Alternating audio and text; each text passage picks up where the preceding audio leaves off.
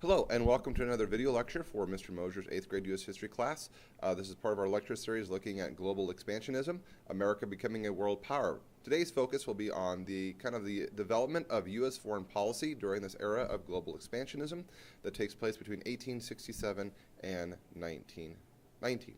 So the textbook readings for today comes to us from pages 704 to 709, the United States and Latin America. Our guiding questions today are: why did the U.S. want to build the Panama Canal? How did the U.S. get permission to build the Panama Canal? What challenges were present while building the Panama Canal? Describe the transformation of U.S. foreign policy, such as Washington's farewell address, the Monroe Doctrine, Roosevelt's Corollary, the dollar diplomacy, and moral diplomacy. During this era of global expansionism, one major issue that always came up was about getting from the Atlantic Ocean to the Pacific Ocean a lot faster. To sail from New York to San Francisco required you, throughout the 1800s, to go all the way around South America, which is a distance of over 13,000 miles. So it's a very long distance around South America. It would be easier if there was a shortcut, which there is no natural shortcut between the two rivers.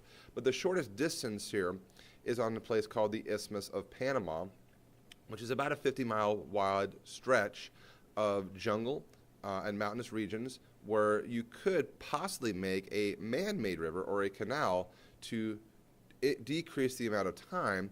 So what may take you, several months to get around South America, you can now quickly get across the Isthmus of Panama to get to San Francisco that much faster. And so a need to build a canal became very, very important as America began expanding globally to increase our transportation of goods and products, but also militarily speaking, to quickly transfer our military ships from one ocean, the Atlantic, to the other ocean. Now, in the early 1900s, President Theodore Roosevelt wanted to build the canal, but there was a little bit of a problem with this. Colombia, who controlled the Isthmus of Panama, wasn't willing to sell it to us. We had offered $10 million, and the Colombians said, no, we're not going to sell you this land. This is our land.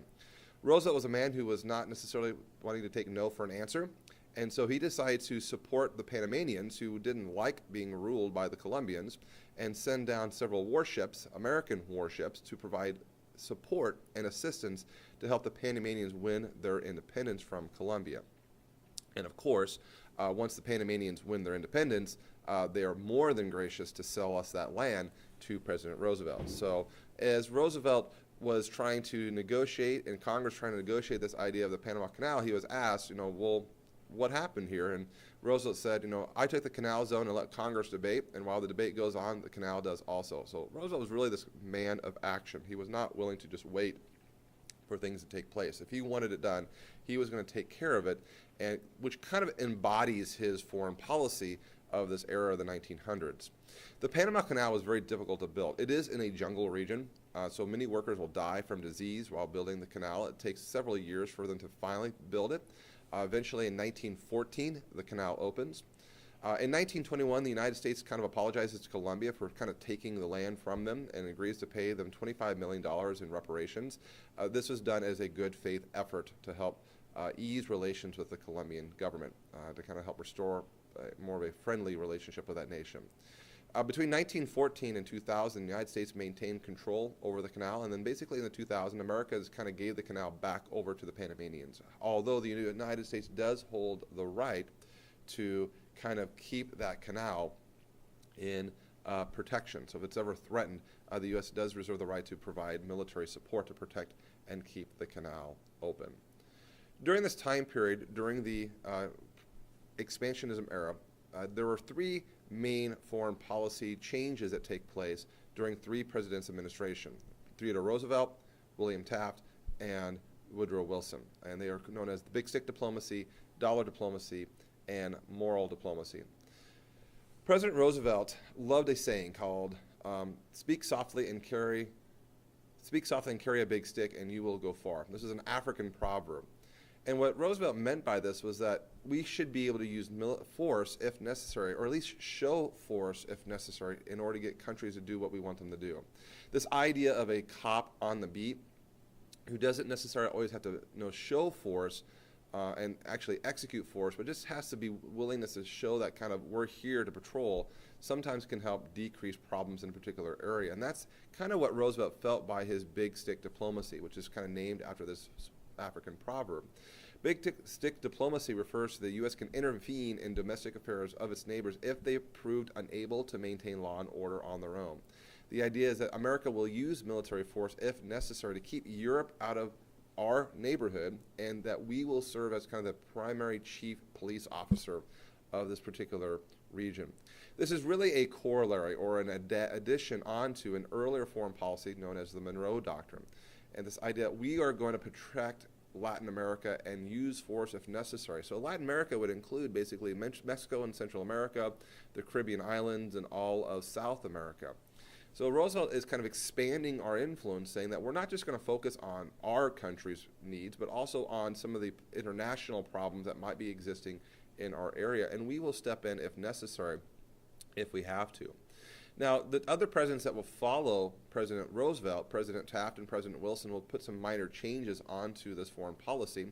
Taft will use what's called dollar diplomacy. He was not much inclined to use force all the time, but he was willing to expand our economic power by opening up trade with other countries and allowing American businesses to go into some of these countries to establish and invest in those nations. So this was known as dollar diplomacy.